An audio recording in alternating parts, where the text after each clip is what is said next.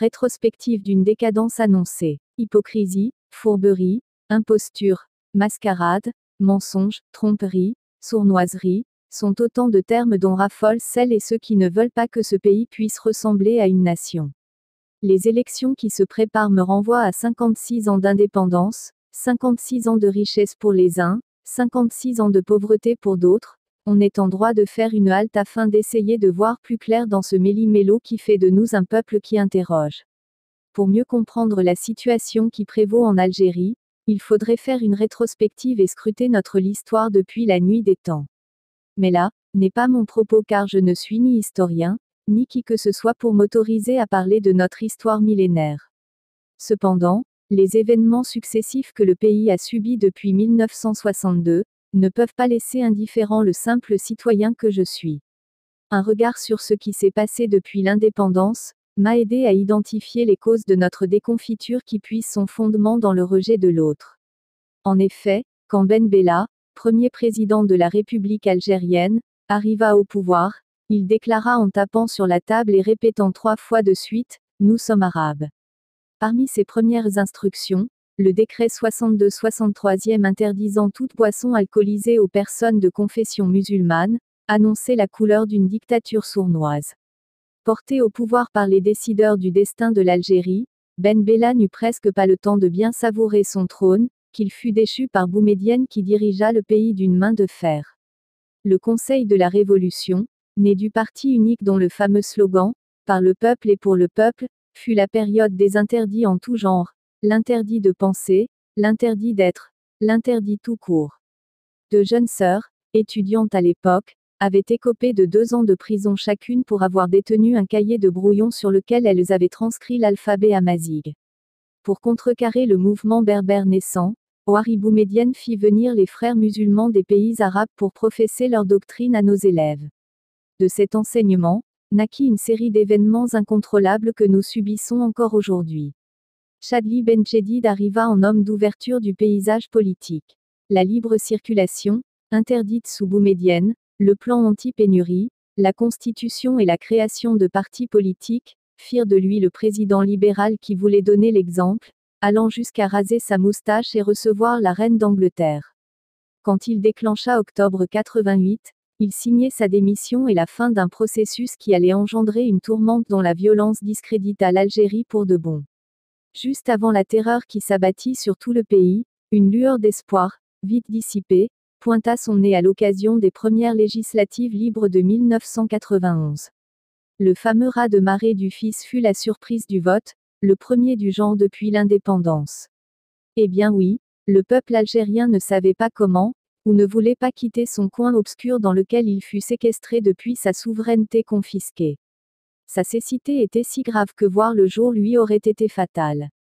Parmi les candidats de ma conscription, il y avait le professeur Daoud à qui j'ai donné ma voix, non pas à cause de sa coloration politique, mais à cause de l'homme digne d'un siège à l'Assemblée. Cet éminent spécialiste en gastrologie, natif d'Annaba et candidat du FFS, n'était pas à décrire. À côté de lui, il y avait tout un choix à faire parmi les candidats et candidates démocrates, représentants de partis ou simples indépendants rompus à l'exercice politique. Lors du dépouillement et à ma grande surprise, il ne sortait des urnes que Cheikh Achour, un imam qui n'avait aucune qualité ni connaissance en quelque matière que ce soit. À chaque bulletin tiré de la boîte, l'assistance présente sur les lieux criait « Allah Akbar, Dieu est grand ». À ce moment-là, j'avais compris que c'était foutu et qu'il ne valait pas la peine de m'attarder davantage sur les lieux.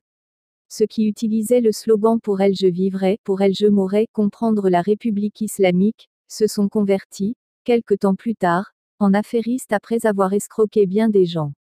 Entre-temps, le train infernal s'était mis en route et rien ne pouvait l'arrêter.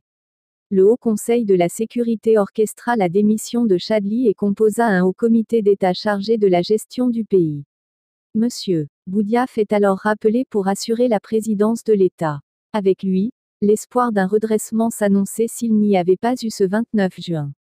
Tout juste 6 mois après son arrivée, il fut assassiné en direct d'Annaba. Donc, après cet épisode qui coûta la vie à un digne fils de l'Algérie et en attendant l'élection d'un nouveau président, une spirale infernale s'installa à travers tout le pays.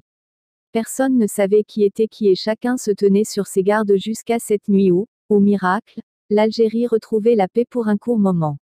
Vous l'avez compris, il s'agit de la nuit qui suivit le jour de l'investiture de Zeroual, fêtée en grande pompe par un populo en manque d'un pâtre. Ce candidat de l'armée à qui on avait taillé un parti, RND, sur mesure, était sifflé partout où il passait lors de sa campagne électorale.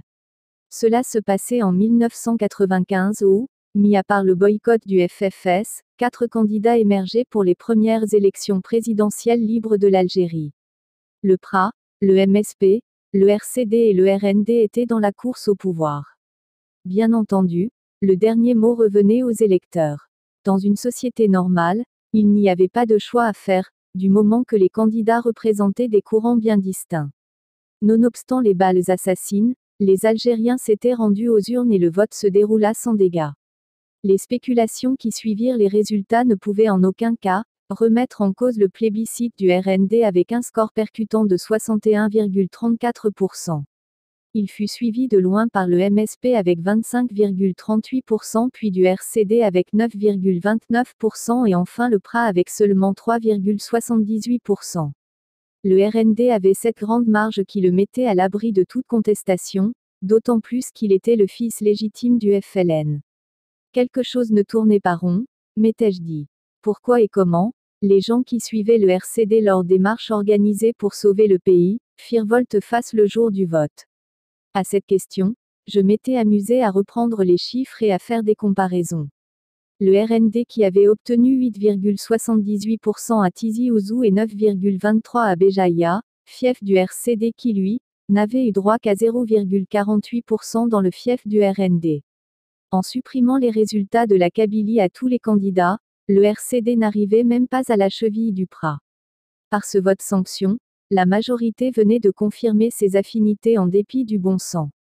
Désolé de remettre sur le tapis ces chiffres qui ne veulent plus rien dire, mais c'est grâce à eux que j'ai pu me faire une idée de la composante algérienne qui n'a pas fini d'estomaquer.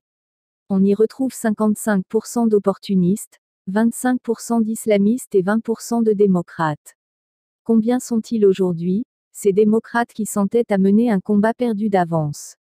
Je ne saurais le dire car beaucoup se sont exilés vers d'autres horizons plus accueillants. Dans cette trilogie des 3 frères qui se détestent mutuellement, il faut noter que l'opportuniste et l'islamiste seraient prêts à composer ensemble contre le démocrate.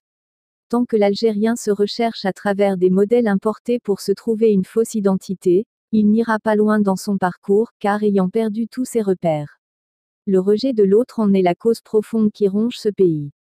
Pour guérir de ce haut mal, il n'y a pas et il n'y aura pas d'autre remède que celui de gommer 14 siècles de domination et une prise de conscience de la véritable identité de ce pays sans arabité, ni étiquette d'aucune sorte. Pour l'instant, rien ne permet d'espérer un quelconque changement qui irait dans le bon sens car nous sommes plus divisés que jamais. Nous ne sommes plus qu'un agglomérat d'individus bons à servir de pions sur ce vaste échiquier qui représente l'Algérie. Être algérien et seulement algérien sans appendice, serait l'utopique, slogan salvateur, tout le reste n'est que blabla. Oui, du vent rien que du vent, n'en déplaise à tous ces optimistes qui essaient de concilier l'inconciliable. Auteur, Idir, Haït, Mouand.